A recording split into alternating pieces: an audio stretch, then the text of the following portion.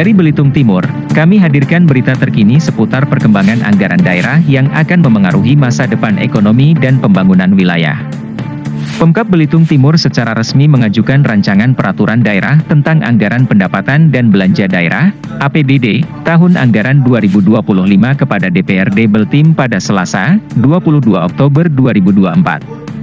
Pengajuan ini dilakukan oleh Sekretaris Daerah, Matur Noviansyah, mewakili penjabat Bupati Beltim, Asmawato Sepu. Rancangan anggaran sebesar 1,038 triliun rupiah ini diusulkan mengalami kenaikan 8,28% dari tahun sebelumnya. Anggaran belanja ini didominasi oleh belanja operasi sebesar 823,30 miliar rupiah, meningkat 9,7% dibanding tahun 2024. Selain itu, terdapat alokasi untuk belanja modal sebesar 110,53 miliar rupiah, belanja tidak terduga 1 miliar rupiah, dan belanja transfer sebesar 103,92 miliar rupiah.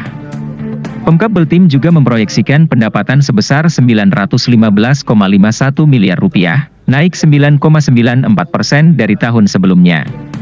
Pendapatan asli daerah diperkirakan sebesar 121,33 miliar rupiah, sementara pendapatan transfer mencapai 792,93 miliar rupiah. Kebijakan anggaran ini sejalan dengan misi memperkuat daya saing daerah dan inovasi penyelenggaraan pemerintahan, serta mendukung perkembangan wirausaha lokal di Kabupaten Belitung Timur. Setelah penyampaian Raperda APBD 2025 kepada DPRD Kabupaten Belitung Timur, Sekretaris Daerah Matur Noviansyah memberikan penjelasan lebih lanjut mengenai prioritas anggaran tahun depan. Beberapa faktor utama yang mempengaruhi struktur APBD, seperti rekrutmen ASN dan peningkatan belanja barang dan jasa, menjadi fokus penting dalam rancangan anggaran ini. Selain itu, upaya untuk menekan silpa juga menjadi perhatian serius pemerintah daerah. Berikut ini adalah wawancara eksklusif bersama Sekda Beltim, Matur Noviansyah, yang memberikan pandangan lebih mendalam usai rapat. Pertama, karena memang kita untuk APBD 2025 ini salah satunya yang mempengaruhi struktur kita adalah program rekrutmen ASN, baik PNS, P3K maupun tenaga usaha. Itu yang pertama. Kemudian yang kedua ada beberapa komponen belanja, khususnya di belanja barang jasa yang juga mengalami beberapa kenaikan. Nah, yang paling penting adalah di APBD 2025 ini kita sudah berupaya untuk menekan serendah mungkin silpa yang akan kita harus selesaikan di tahun ini. Untuk ini Pak, berapa persentase untuk belanja pegawai ini sendiri untuk 2025 nanti? Kita memang belanja pegawai di 2025 ini masih di sekitaran 50%. 50%? Ya, tapi kita akan upayakan agar ada upaya untuk rasionalisasi anggaran tersebut sampai mendekati angka yang kita pandang angka ideal. Kita sekarang memang sedang mengupayakan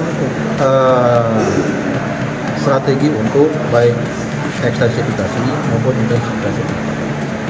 Ini pendapatan asli daerah. Nah, kita tahu sendiri bahwa pendapatan asli daerah kita itu memang masih banyak bergantung pada pendapatan dari sumber daya alam.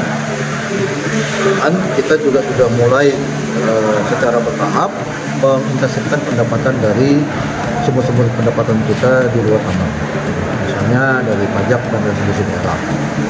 Jadi kita coba untuk melakukan inventarisasi, kemudian mengidentifikasi potensi sumber-sumber pendapatan di luar pertambangan.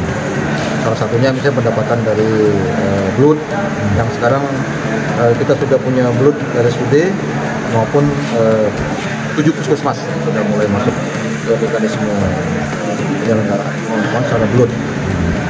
Cuman ini sambil berjalan, kita tetap mengupayakan supaya meskipun dari pengelolaan sumber daya alam sekalipun dengan kondisi sekarang, kita tetap berupaya untuk mencari peluang supaya pendapatan kita paling minimal tidak mengalami penurunan. Terus ikuti perkembangan terbaru mengenai APBD dan pembangunan di Kabupaten Belitung Timur, hanya di saluran berita resmi kami. Dari Kota Manggar Belitung Timur, Reporter News.online, Sahrus Salis dan Nining Yuli, mengabarkan.